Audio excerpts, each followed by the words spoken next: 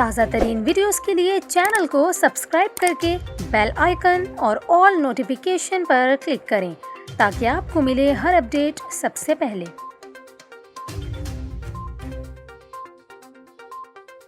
اور ابھی آپ کو بتائیں T20 ورلڈ کپ کے دوسرے سیمی فائنل میں آسٹریلیا نے سنسنی خیز مقابلے کے بعد پاکستان کو 5 وکٹوں سے شکست دے کر فائنل کے لیے کوالیفائی کر لیا۔ دبئی میں کھیلے گئے T20 ورلڈ کپ کے دوسرے سیمی فائنل میں آسٹریلیا نے ٹاس جیت کر پاکستان کو بیٹنگ کی دعوت دی تھی۔